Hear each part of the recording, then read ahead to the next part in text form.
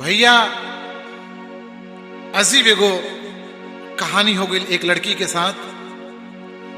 लड़की जब जवानी के पहला कदम जब लेकर के बाहर निकल लिया तो सबके नजर ओकरा पर पड़े लागल।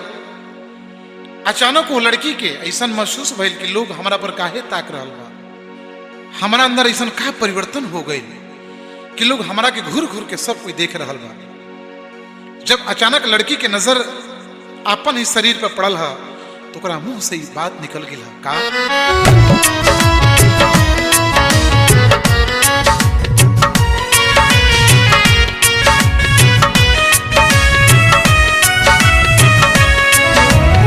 Music by Manoj Vihari. जो बने बड़ा कमीना सीना पे हो गई बा। जो बने बड़ा कमीना सीना पे हो गई बा। वो मनवा करे कि काट के चूल्ही में झोंक दी, कीली बना के बांस के दोनों में ठोक दी। झगड़ा करे कमीना सीना पे हो गई बा। जो बने बड़ा कमीना सीना पे हो गई बा। Presented by Poonam films.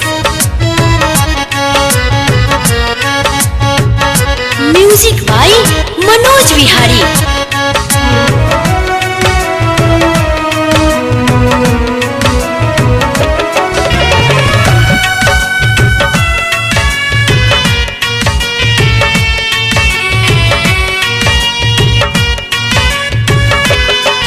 खाना खराब लागे यही वियोग में है। दूधबो शराब लागे यही वियोग में। पानी अभी हसीना सीना पे हो गई बा। जो बने बड़ा कमीना सीना पे हो गई बा। Music by Manoj Vihari.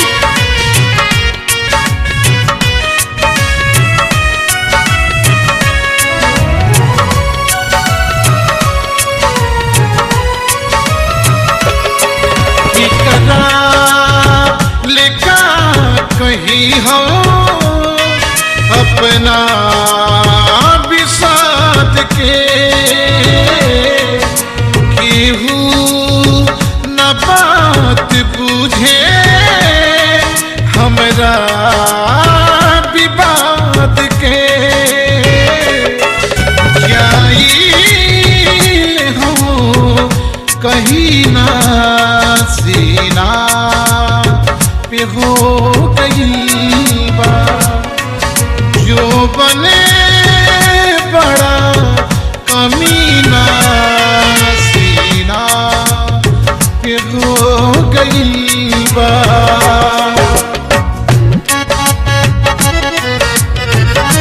Presented by Poonam films.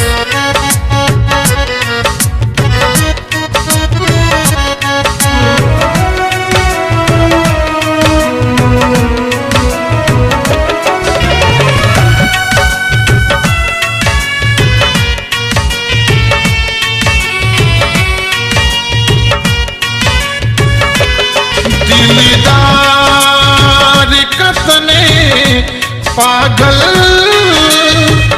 दिल के तलाश में दिलवा हमार जमाबा दूसरा के पास में